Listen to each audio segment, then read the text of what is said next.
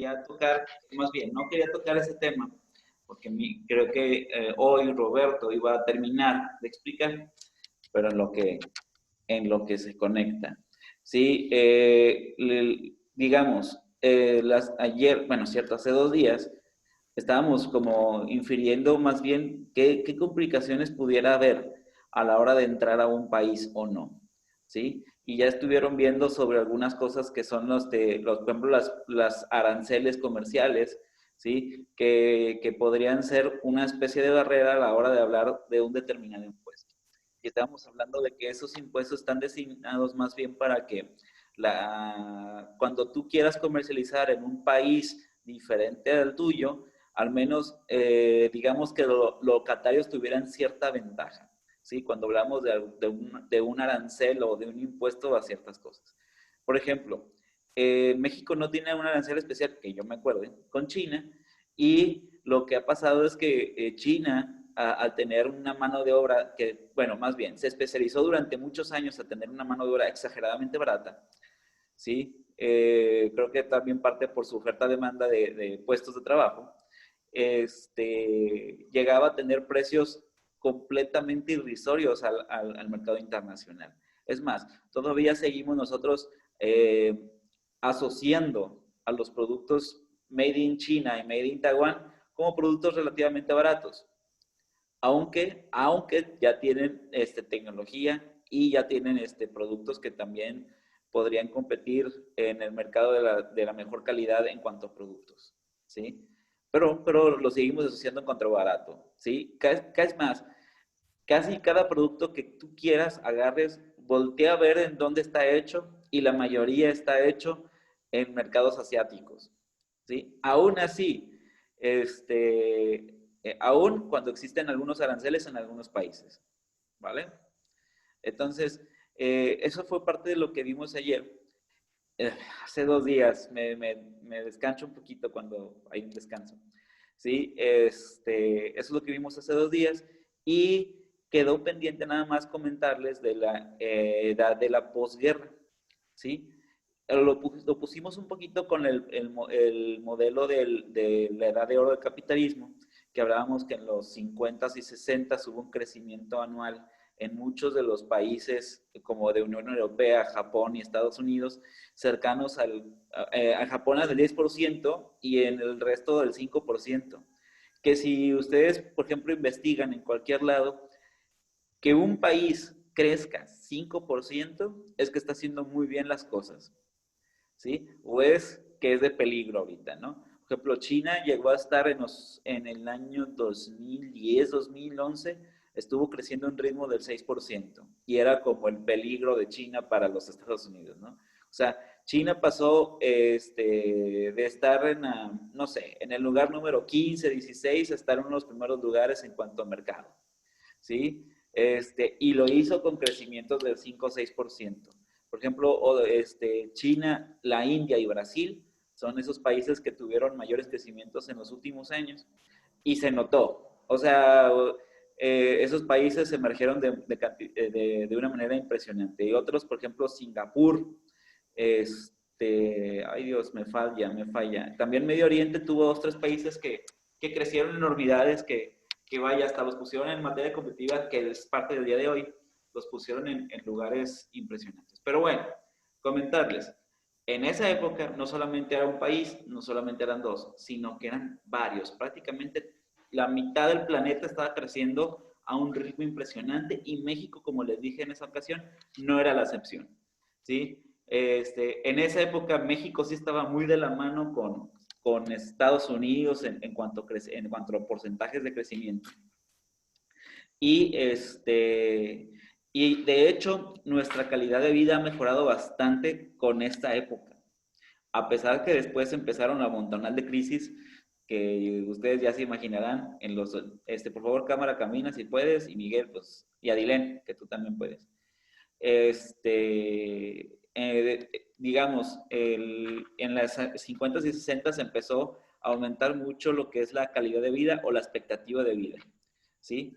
Yo le comentaba, o más bien, a partir de ahí, que fue en Estados Unidos, donde fue el mayor boom, empezó lo que es el American Dream, el sueño americano, ¿sí? ¿Algunos de ustedes han escuchado lo que es el American Dream? Ok. ¿Qué es el American Dream? Karina, díganme. Pues el sueño americano. Sí, pero ¿qué es el American Dream? ¿Qué es? ¿Qué estatutos tenía el American Dream? Ganar en dólares. Bueno, ganan en dólares, eso es un hecho. Aunque ganen un dólar, ganan en dólares, es correcto. ¿Sí? Ok, pero ¿qué venía en el sueño americano? No, no, nunca les han dicho. O, No me o por, Pues acuerdo. yo había visto algo relacionado con que encontraron oro en Más California, algo oportunidades. así. encontraron oro y José, que no te escuché, Es como más oportunidades. más oportunidades. Miren, para ponerlos en contexto, Roberto, Mándame. tengo un déjà vu porque cuando son exposición te conectas después. ¿Vas a hablar de la expo o no? ¿Cómo? Pues hoy te tocaba exponer, brother. Ah, hoy. Sí. Era para el Este, miércoles, pero acuérdate que descansamos el miércoles, o sea que ahora hoy. Te lo pues dije que el como, martes. como dijo miércoles, pues no supo, pues. Te lo dije el martes. Sí está bien, aguántame tantito. Sí. Es morbo, dijera usted. Ah, ok, ok. O si no, le sigo yo. No, güey. Va. Ya usted me ayuda ya después de que termine. Ok. Ok. Si quieres compartir pantalla, ahí te va. Muy bien.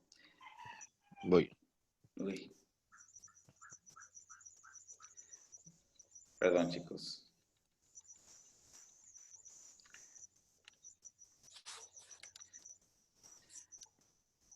Entonces, en lo que Roberto se pone, entonces, el American Dream, entonces, ¿qué es ganar en dólares?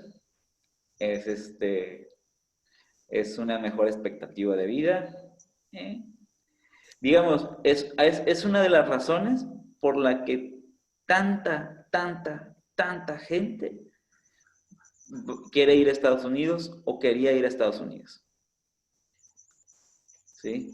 El American Dream tiene que ver con el sueño americano del cual mucha gente viajó para allá. Sí, de hecho, para dolor de Donald Trump, por ejemplo, el país está hecho de inmigrantes. Y el país está hecho de inmigrantes mucho porque, para empezar, desde años inmemoriales viajaban para Pues allá y él para... también era. ¿Mandé? Pues su familia también era Pues también inmigrante. en su familia era inmigrante, exacto. Entonces, el país de Estados Unidos, literal, parecen más bien países unidos, ¿sí? De tanto que gente que se viene de otros países a Estados Unidos. Roberto, te estoy haciendo el tiempo para que puedas entrar. Tú me dices cuándo. Sí, nomás que me está pidiendo autorizaciones y no sé qué madre. Ok, bueno. Entonces, ahí está. Autoriza. Ya me aparece Ya, ¿no? tu pantalla. Sí. No es de mi hermana. Ah, la de tu hermana. Ok.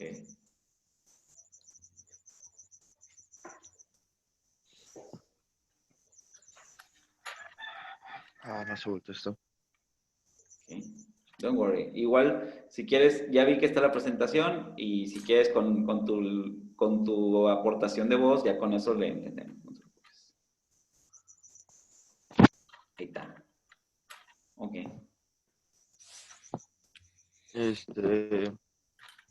Bueno, pues buenos días. Antes que Días. nada.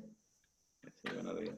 Am, yo voy a hablar un poco sobre el comportamiento del mercado después de la Segunda Guerra Mundial.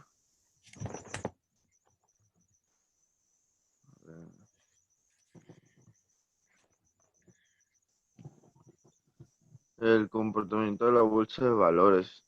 Este, Antes de 1950, el mercado tendía a comportarse mucho mejor en la época de verano, cuando se vendía la cosecha y el efectivo empezaba a circular este, por la economía. En cambio, a partir de 1950, los meses de verano, bueno, creo que me estoy adelantando un poco. Sí, me estoy adelantando un poco. Antes de 1950, la agricultura era una parte importante de la economía de Estados Unidos y pues del resto del mundo, obviamente. Por lo que desde 1901 hasta 1950, agosto fue el mejor mes para las bolsas del año, que pues obviamente en aquellos años tenía una alta ponderación, se podría decir, de valores agrícolas y ganaderos. En concreto, este mes de agosto, entre los años de 1901 y de 1950, cerró con alzas de 36 de las 49 ocasiones, en el cual el mercado pues estuvo cerrado. En agosto de 1914, debido a la Primera Guerra Mundial, experimentando un aumento del 2.3%. De ahí julio era el segundo mes mejor del año, se podría decir, para los dos, con alzas en 31 de los 50 meses de julio, vividos en la primera mitad del siglo XX, así acumulando una ganancia promedio de solo 1.7%. Y de ahí era junio con el 1% de ganancia. En los meses de verano los cultivos se trasladaban al mercado y en esas fechas era cuando pues, ya procedía, cuando se vendía, pues sí procedía el efectivo que comenzaba a moverse, lo que beneficiaba pues, la economía y los que pues, tenían una independencia en aquellos años de la agricultura. Y ya ahora sí, ya desde 1950 en adelante la situación cambió. El peso de la agricultura, que la agricultura tenía en los mercados y en la economía, pues comenzó a disminuir después de la Segunda Guerra Mundial. En medida de que avanzaba la industrialización, surgió una creciente clase media que abandonaba el trabajo en los campos y la vida en los suburbios. La agricultura se hizo más eficiente y esto también hizo que, pues, que cada vez menos gente quisiese trabajar en los campos, obviamente. Y pasó a ser esa época ¿cómo se puede decir? De verano, pasó a ser una época muy creciente en, en cosecha y eso, pero ya para que muriera la economía, hace una época pues relax, como de vacaciones o algo así. Perdón.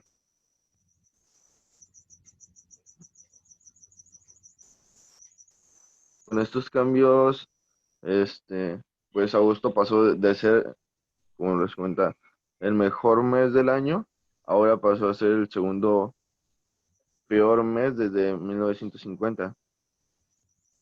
Y junio pasó de ser el cuarto mejor mes del año a ser el tercer peor, solo por, este, solo superado por agosto y septiembre.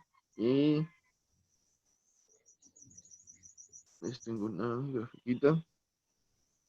Se refleja claramente en este gráfico, en el cual se representa el comportamiento medio del mercado en el transcurso de un año antes de 1950, que es la línea azul, Ujú. y después de 1950, que es la línea naranja. Cómo fue el cambio ahí. Y antes de Muy bien. 1950 el mercado tendía a comportarse mucho mejor. En la época de verano, Ujú. y que era cuando se movía la cosecha, el efectivo circulaba por la economía.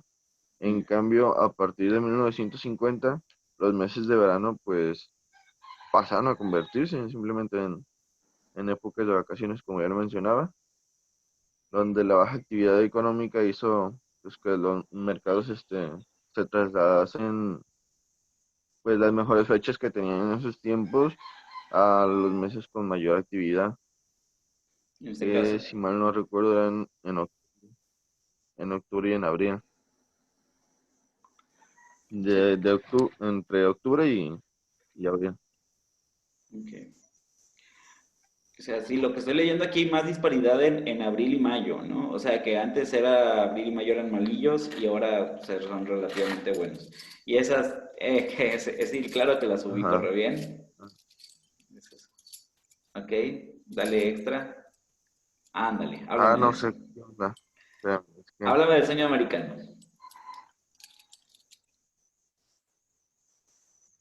se vuelve loco esta cosa. Sí, después de la tabla, porque la tabla ya la expliqué de hecho ayer. Sí, Vete, es nomás lo siguiente después de esa. del mundo. Ok.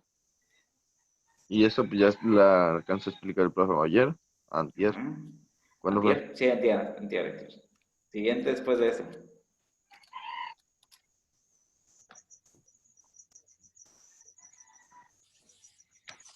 Ahí está. El sueño americano. Yes. Mm, Eh, a ujú. principios de 1900, el sueño americano pues era sinónimo de justicia social e igualdad económica, por lo que la riqueza como tal era su principal enemigo. Luego, con la Primera Guerra Mundial, el sueño americano se transformó en un anhelo de democracia internacional. Para la Segunda Guerra Mundial, llevó al sueño americano a una democracia liberal, pues la prosperidad de la posguerra lo cambió hacia el ideal de la movilidad social y el capitalismo democrático.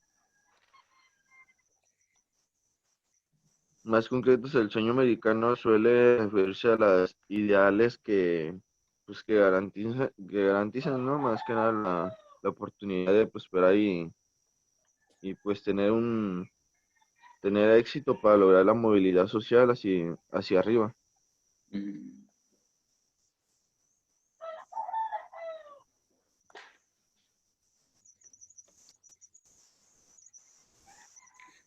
Ibas a decir algo más, ¿no? Por eso me estoy callando. Eh, sí, pues no recuerdo qué más. Es que traes otra diapositiva. Sí. Ah, sí.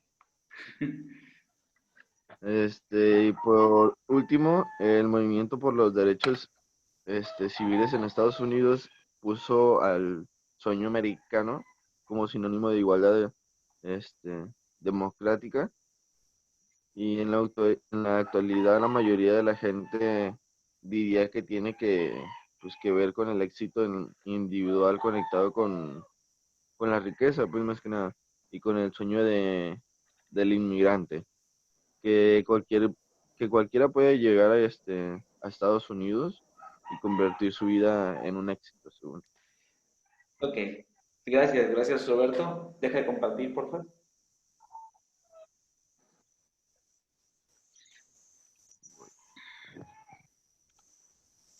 Ok. Ya nada más para ponerlos más en contexto. Gracias, Roberto. En el sueño americano, digamos que como dice Roberto, el sueño americano evolucionó, ¿sí? En donde estábamos hablando antes de la guerra, durante y después de la guerra, ¿sí? Si ustedes son observadores y tienen cuenta o han tenido un amigo con una cuenta en Netflix, lo pueden llegar a ver, ¿sí? Antes de la guerra, o por, más bien de qué guerra la pregunta, ¿no? Sí, porque si estamos hablando de más o menos 1914, 1928, por ejemplo, Estados Unidos pasó por la gran crisis, ¿sí? Las bolsas de Nueva York cayeron enormemente y la gente no tenía capital. Entonces, el sueño americano era muy mermado, era parecido a México, que era como de sobrevivencia.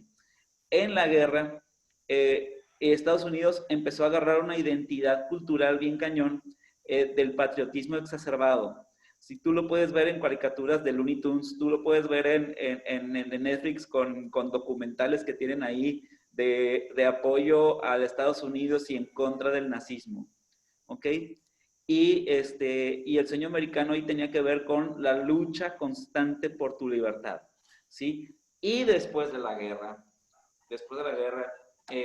el sueño americano cambió un poquito a un sueño de estabilidad económica. De hecho, el sueño americano tenía que ver, o lo que nos vendieron a muchos para que se quisieran ir a Estados Unidos, era el hecho de que ahí era un lugar en donde había igualdad de oportunidades. Y tenían el dicho de que, no me acuerdo qué presidente de Estados Unidos dijo, pero dijo, en este país cualquiera puede ser presidente.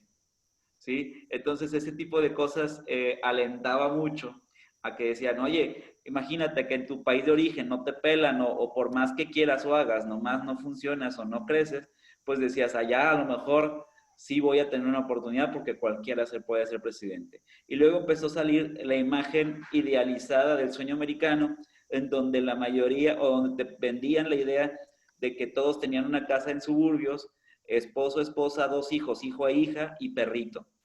De ahí salió la imagen que poníamos en el kinder y en la primaria de que ponías, dibuja una familia feliz y ponías esposo, esposa, hijo, hija y perrito.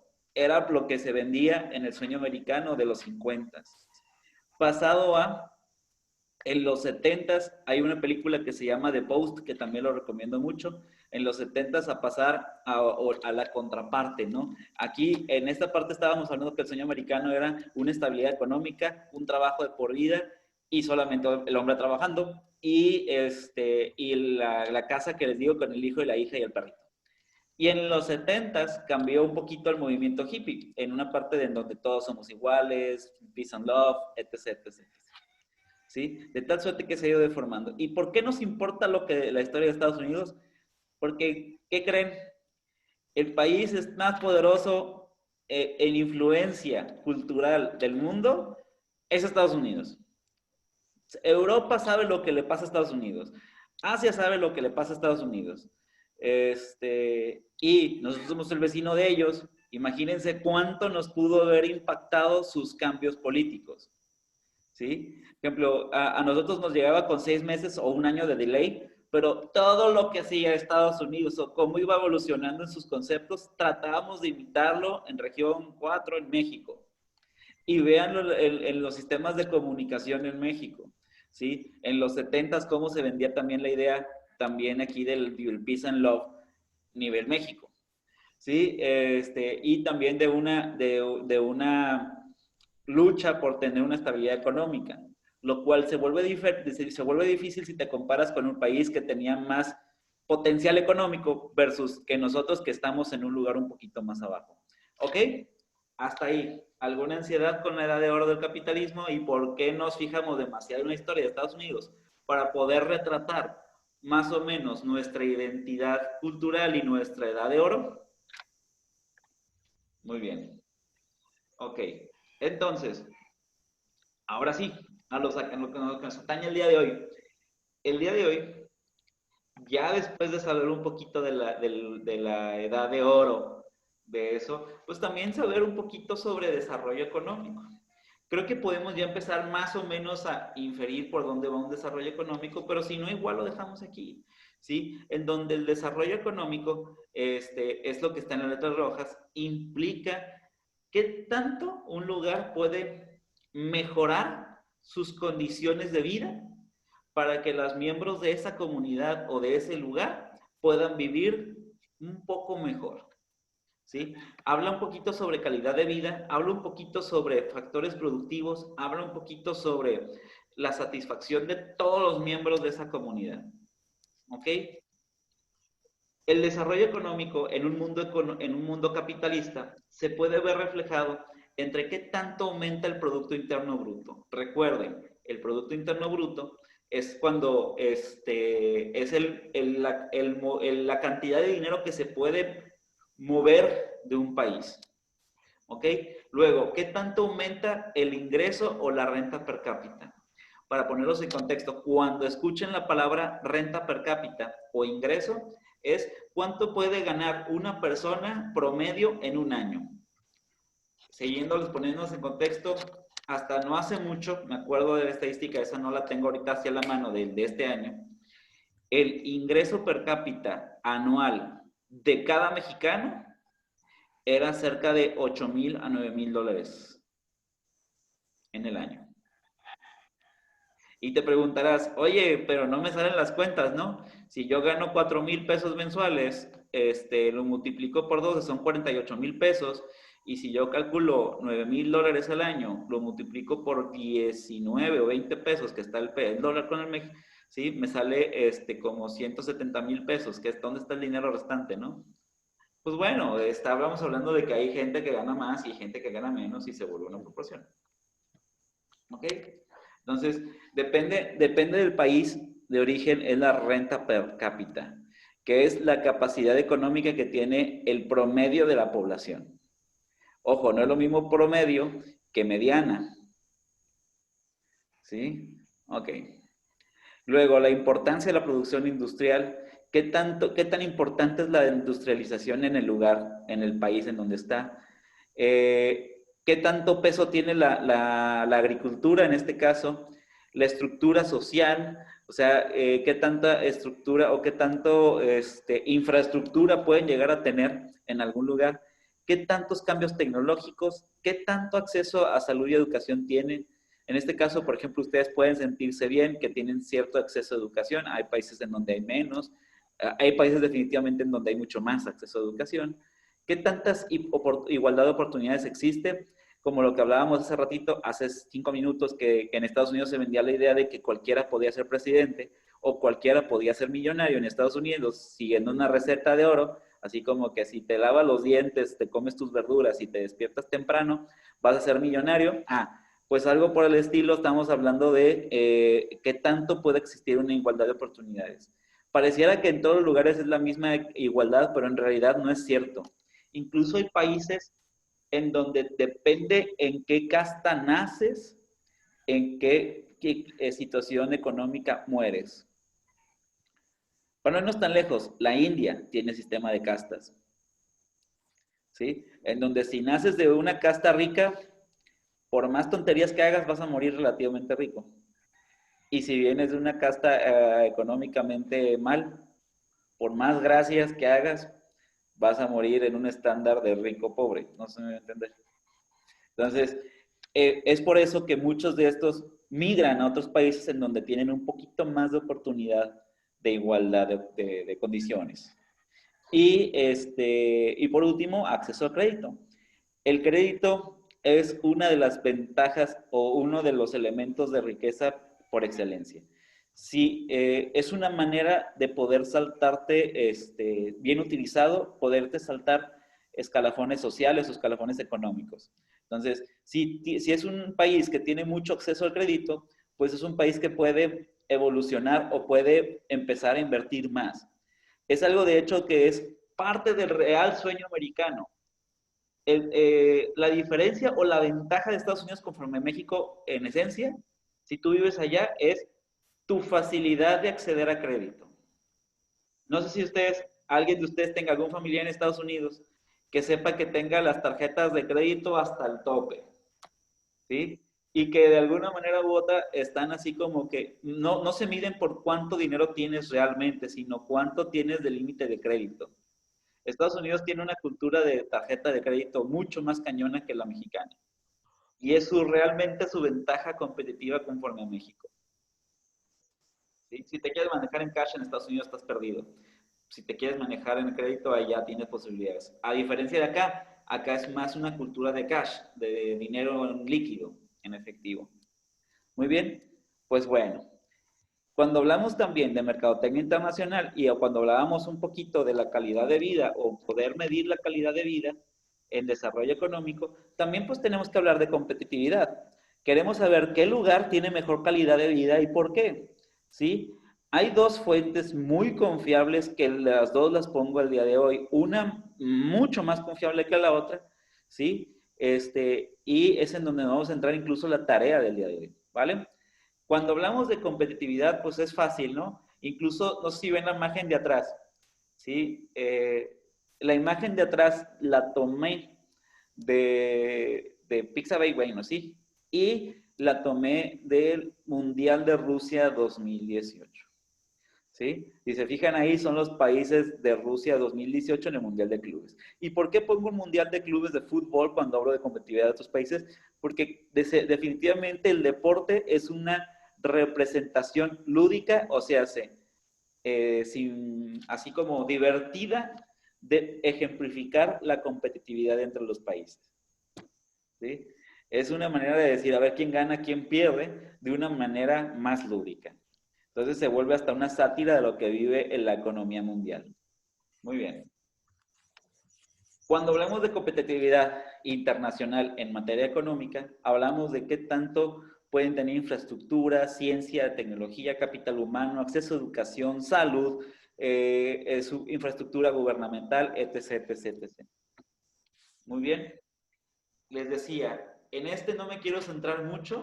Este es el estudio de INCO, que es uno de los más, el uno que me gusta para confiabilidad, pero me gusta más otro, que es el que vamos a tocar más, que es de WeForum, que es del foro mundial de competitividad, y que nos pone en el lugar 48, por cierto, pero ahorita quiero dejarlo más ahí, ¿sí? En donde, bajo el INCO, México, en el 2017 estábamos en general en el 34, en el lugar número 34 de los países, siendo el mejor en el INCO en Noruega, ¿sí? Y aquí tú puedes ver, dependiendo de qué tipo de factor se te ocurre aquí, el país que es mejor rankeado y en qué lugar está México, qué tanto sube y qué tanto baja, ¿sí? Les dije, INCO es 1, y en donde me quiero centrar, por ejemplo, México está en estos lugares, en América Latina está más o menos al mismo nivel todos, exceptuando que Chile y Argentina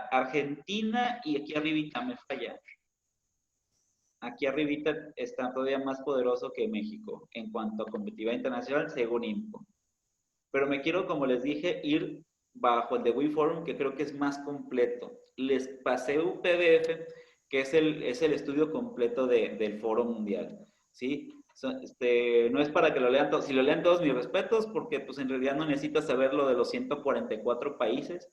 Este estudio es un estudio de competitividad con 144 países, en donde nos ponen a nosotros en México en el lugar número 48, ¿sí? De 141. De 141. En donde miden la capacidad de qué tanta capacidad de instituciones tienen, qué tanta capacidad de infraestructura, adopción de las tecnologías, estabilidad económica, salud, educación, mercados financieros y mercados normales y capacidad de desarrollo de negocios. Muy bien, les dejo aquí que en cada uno de estos rubros, en qué lugar sacamos en los subrubros, qué lugar sacamos en el 2018 y qué lugar sacamos en el 2019. ¿Por qué no 2020? Porque el estudio se hace cada diciembre, ¿sí? Entonces, habrá que ver en diciembre cómo nos fue el recuento de los daños, ¿no?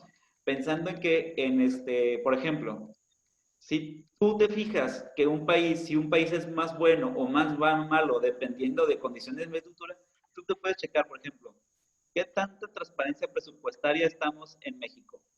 Felicidades, en transparencia presupuestaria estamos en el 6º lugar mundial.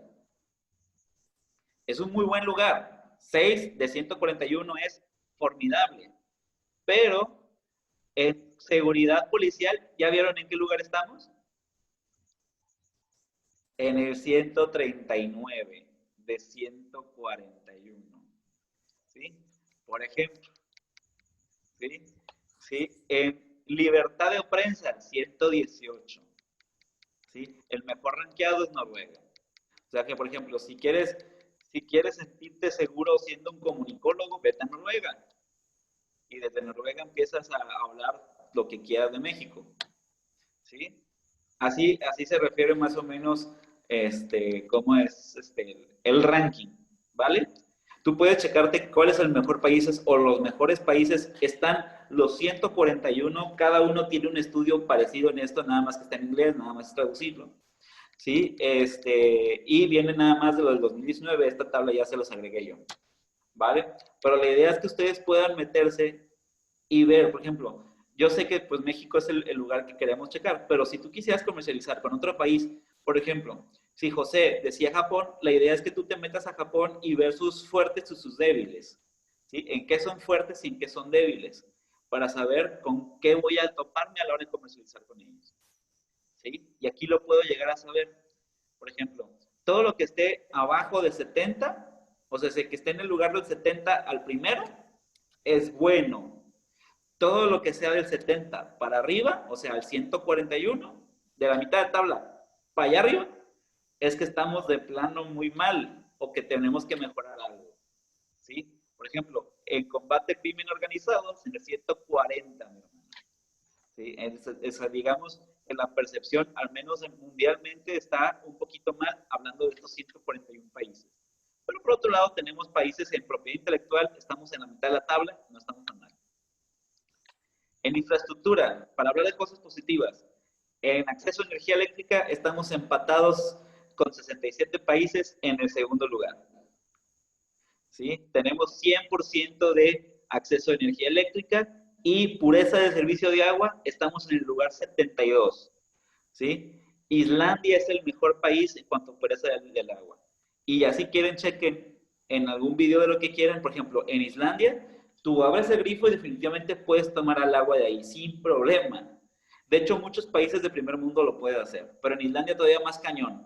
Cuando tú abres el agua y te sirves el agua de ahí, tienes el mejor agua que la que te venden embotellada aquí.